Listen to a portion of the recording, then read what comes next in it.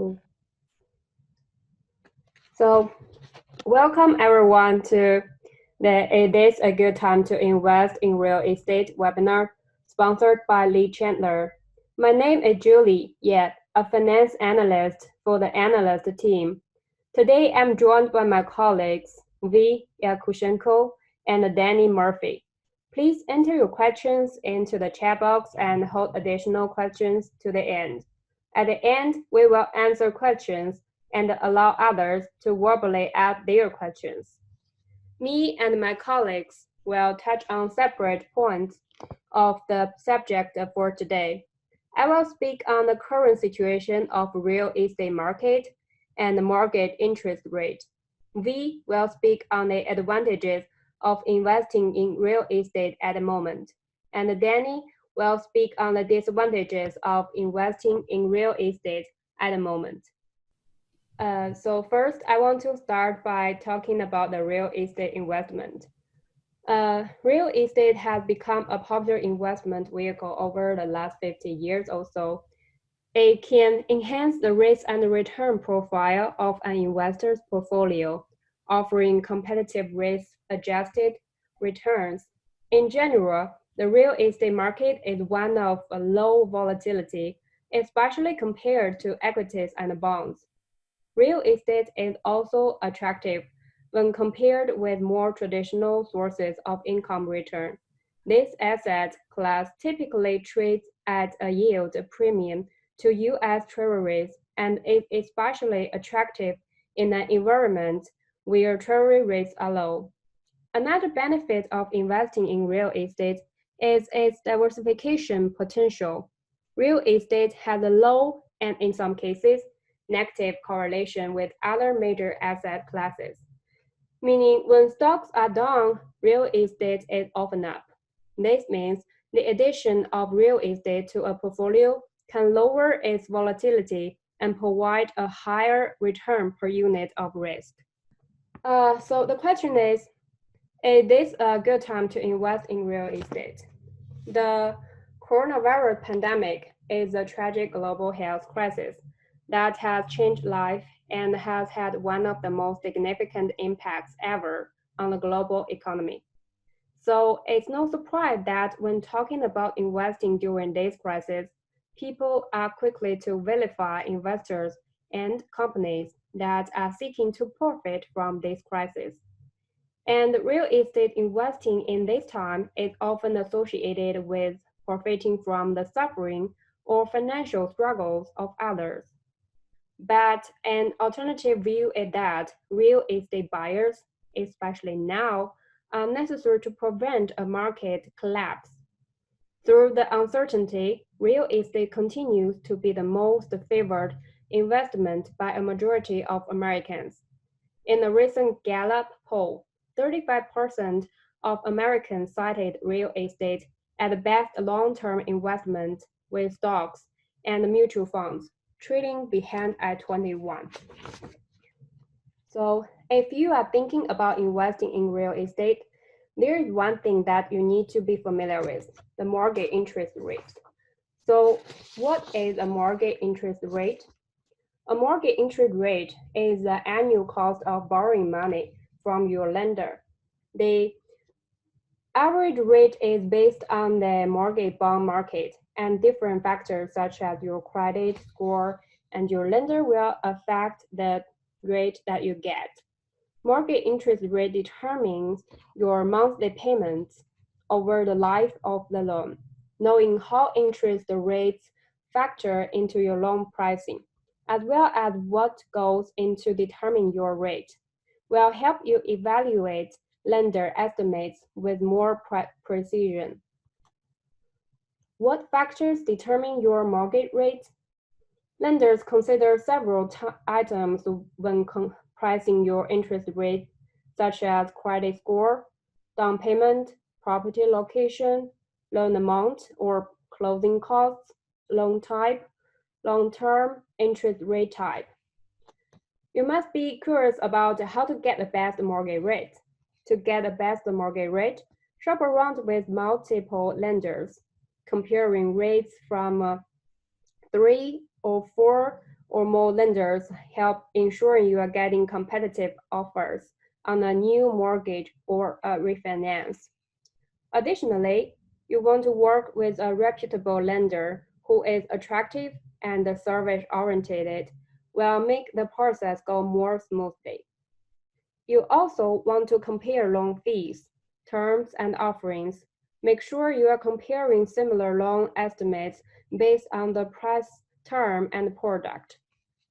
Now, the most important thing is what is the mortgage rates trend like? Mortgage rates remain very low, providing homeowners who have not already taken advantage of this environment ample opportunity to do so. As we can see from the left chart, mortgage rates now are on average more than a full percentage point lower than rates over the last 5 years. This means that most low and moderate income borrowers who purchased during the last few years stand to benefit by exploring refinancing to lower their monthly payment. Now let's welcome V and listen what is her thoughts about the advantages of investing in real estate at the moment. Hi V. Thank you, Julie. I'm V, and I will speak on the advantages of investing on real estate at the moment. So the first obvious advantage of investing in real estate right now is that the lending rates are at the lowest. In the attempt to counter the ongoing recession, the central bank are lowering the interest rate.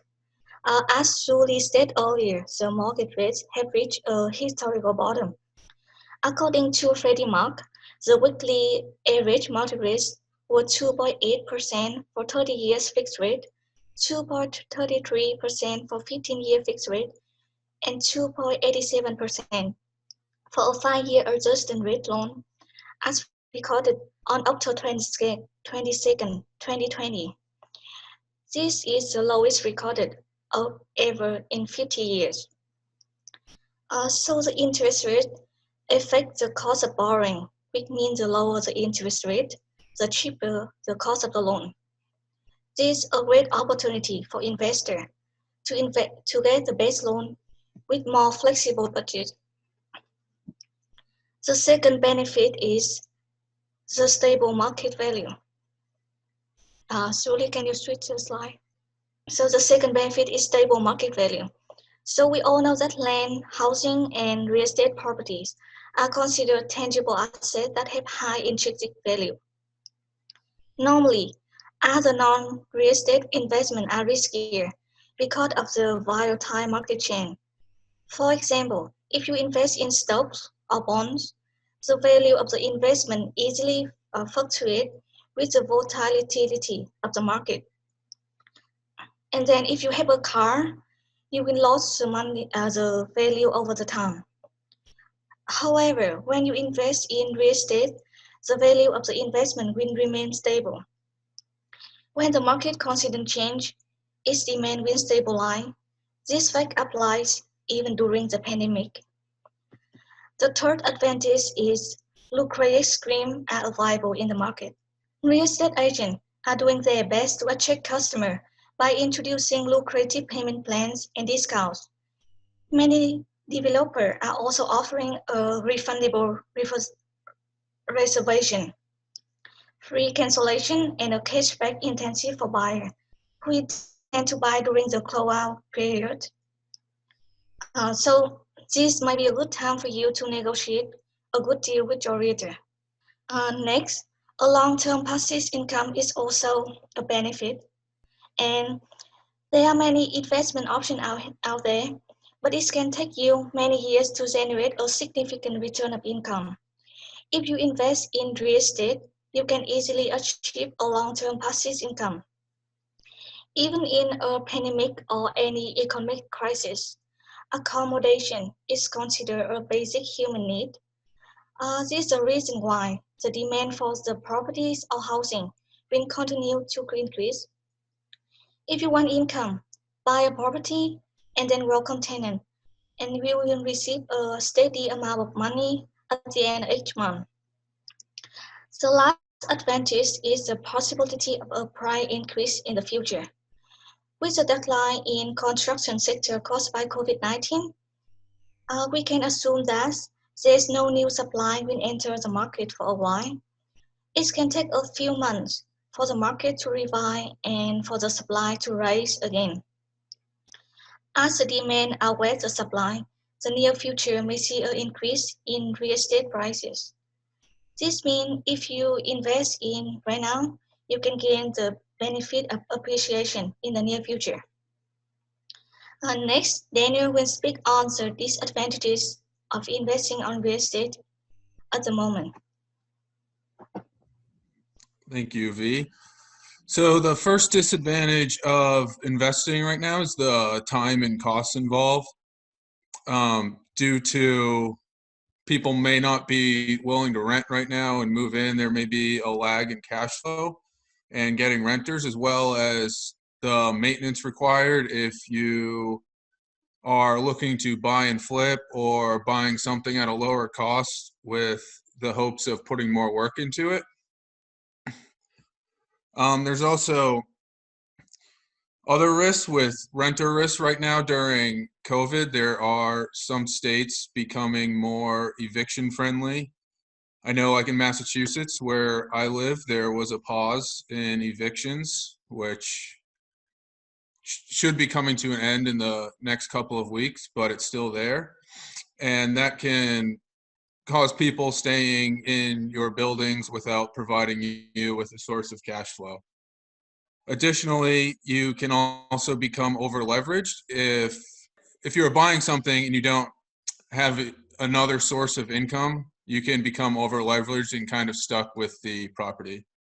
Another disadvantage right now is that there are higher default risks with renters because of the states being more renter friendly during COVID with people out of work.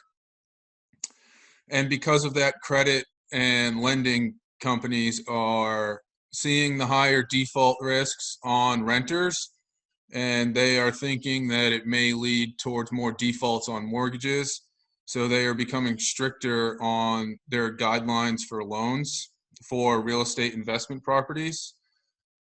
And with that, they're just looking for tighter requirements. So maybe putting more money down or having more cash in the bank would help you get a loan from that. And now we will go into questions. So we will field any questions that anybody has before we go into our questions that we have.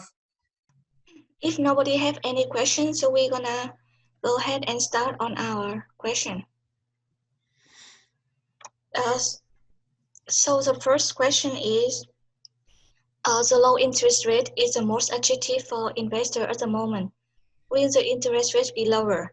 And what is the forecast for the interest rate in 2021? So for the answer, we don't have the exactly answer for this question. But the most recent mortgage rate forecast say it will continue to remain as low as 3% next year. There's no warranty that the forecast will happen. But since the current rates have fluctuated at a low record in the last few months, experts agree that rate Hey will V, follow. hey Yes. V, real quick. I think we might have one or two people in the waiting room. Julie, can you let the guys in? Yes, I did. Sorry, I didn't see that. V, did you finish your question? I do have a few questions, guys, if you don't mind. Yeah, I saw Sure. that in the chat. Yes, I can put my questions in the chat, or I can ask them right now. Whatever works best for you guys. Yeah, I saw the question. I can answer it. In my opinion, I think it's more strict than before because lots of people they lose their jobs or during these times, and based on my experience, I saw lots of people they try to sell their house and it turned out the buyer at first they passed everything, but they stuck on the preventing for a loan. So I think it's more strict than before to loan during this pandemic, because I saw some cases. Yeah. And if there's no more question, I'm gonna go and answer my question. I have a question. Okay. So are the interest rates sometimes different if you are planning to move into the home versus if you're planning to flip or rent the home? So the answer to that is yes. And so an investment loan normally does have higher. The term they'll use is our base points. So you may have 200 base points higher, which is just 2 points higher for investment loans versus owner occupant. So for conventional mortgages and for FHA, those are all considered owner occupant loans. But some people do from time to time kind of use or walk the gray line and use those as a form of investment real estate. So a person could purchase a property using an FHA loan or a conventional loan, mortgage, maybe quote unquote live in it for a few months and then happen to relocate. You can do that. But if you tell the underwriter that initially you want to purchase the property to like add it to your portfolio, they're going to initially just make you go through the process for a investment loan. The other thing too that's interesting is in our current climate that we're in, a lot of the lenders actually are requiring people to have heavier reserves. So Hank and I went to a conference earlier last week, I think, a week for last, where for hotels, they were actually making one of our partners have 24 months of reserves. And for apartments right now, they're making people have 12 months of reserves. For smaller things, such as like maybe a single family property, they're requiring anywhere from 6 to 12 months of reserves for those acquisitions too. Mortgage price each month? Yes, so those reserves will include your mortgage payment. Oh, sorry about that. So those reserves include your mortgage payment, taxes, and insurance. Does anyone still have questions? I guess I have one more question if nobody else has it.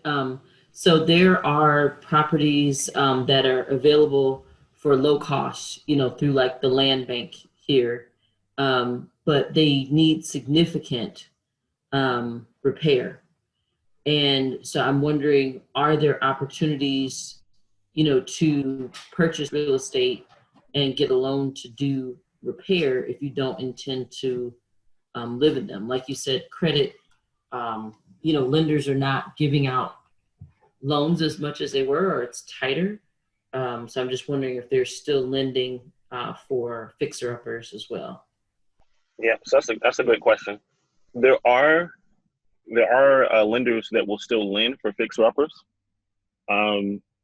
So at one point, so let's say like a year ago, so 12 months ago, lenders would be willing to do a 90 LTC, so a 90% loan to cost. So that means the acquisition plus the renovation, and they would have the investor put together 10% of that.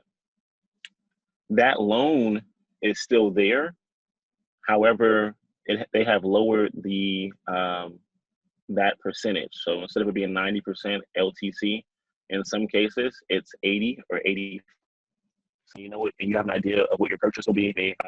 Then you add that number together, and you'll have to provide the liquidity of the 15%. In other cases, what I have done and some of our clients have done is we will go directly to private lenders, so individuals who are willing to lend money through their 401k or their IRA that's already self-directed, and they'll lend money against an acquisition and renovation, or in some cases only the acquisition, and then you would have to provide your own renovation money. What's the marketplace for finding those private lenders? So for private lenders, typically a private lender can be anyone that is willing to lend or that has established that trust. So for example, that could be family and friends. So just as an example, most private lenders, they're normally not on a database. That you normally would have to go to either a networking event or be willing to build a relationship with someone to gain access to someone's bank account. So for example, I'll give you an example. If you go to a company like Lima One Capital, that's a company that we worked with a lot. Lima One Capital. You go to their website. Lima One Capital is lending money that they have accumulated or acquired from their private investors. And so let's say their private investors want a return of maybe 5% on their money. They then go ahead and lend that same money out to investors, maybe at 7% or at 8%, right? So if someone doesn't want to connect with private lenders on their own as far as building the relationship and having someone trust them enough to write them a check or wire money from their actual savings or retirement account, then semi way around that is to go to some of those hard money lenders like a Lima One Capital. The negative with going to a hard money lender is that you typically are going to have to put up a higher down payment or higher cash involved in the deal. So if you were to reach out to Lima One Capital, they may say, yeah, we can sponsor your acquisition. We're going to want, let's say, a FICO of a 660, and you want you to have a 30% down payment, and that will include maybe some costs, some closing costs. Whereas if you go to, let's say, locally, you go to Syria, and you're networking and you're meeting other investors, and there may be some investors that want to own real estate, but they may not want to be as active as you choose to be, or they may see they want to do a flip, but they don't want to do it on their own. That would be someone that you would approach and see if you guys can have a relationship, either a joint venture relationship or either a lender and investor relationship.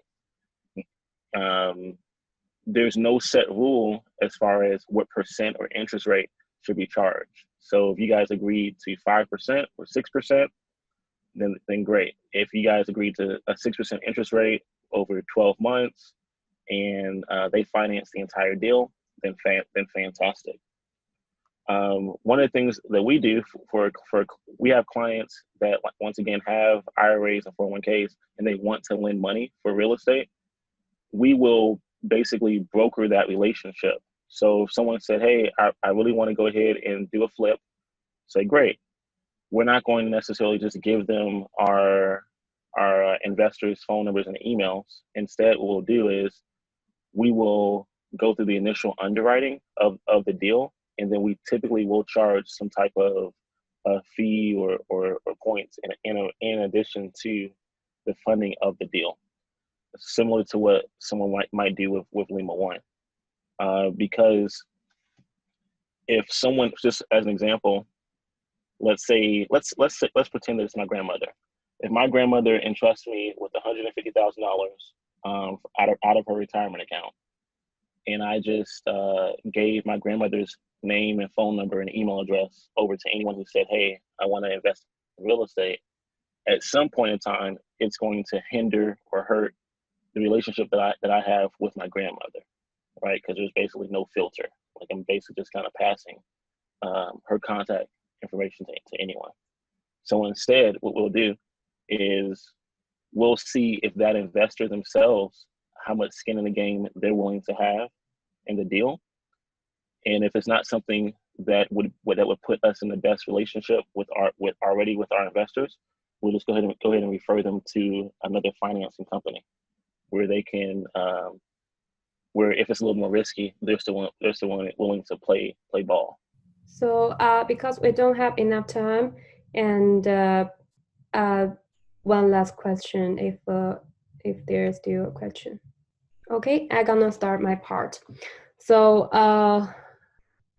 the most question I've been asked about these days is that how the pandemic will impact real estate.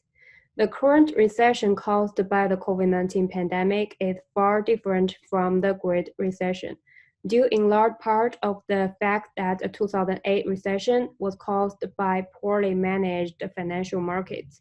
No one could have foreseen the magnitude of the effect that the pandemic would have on our economy. So multifamily markets are still doing relatively well. However, as Danny mentioned earlier, more workers lose their jobs due to business closures.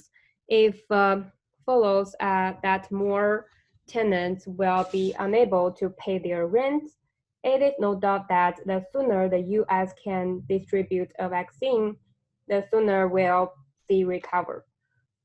Investors therefore need to re-examine their pre-COVID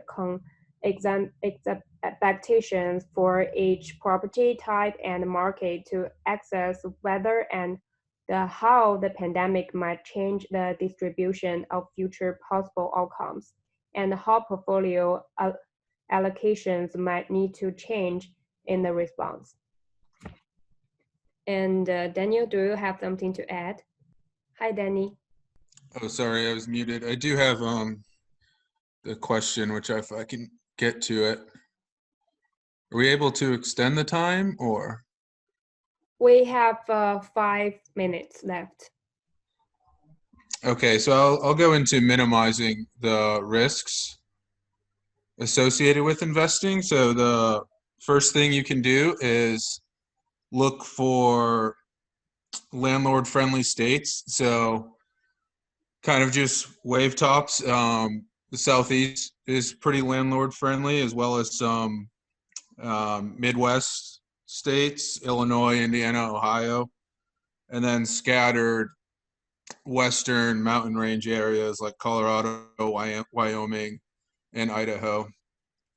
Additionally, to meet the lending requirements with stricter requirements, you can have more cash reserves, make it more appealing to the lenders to want to lend to you. And additionally, when you're looking in areas, if you're looking for commercial buildings, office spaces, you can look for areas where people are still going to work, not where people are working online. And the same thing applies for multifamilies.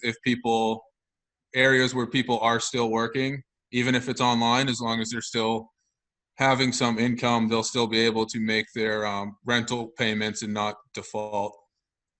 Hey guys, real quick, since the portal will be closing soon, what I can do is for those who were able to sign up for the Zoom, I'll go ahead and shoot out our contact at Lima One, so that if anyone's interested in trying to get some more funds or money for the next acquisition, they'll have access to one of our people there. So thank you for attending our webinar. For additional questions, please contact analyst at lee-chandlerenterprises.com or check out our website at lee-chandler.net. Thank you.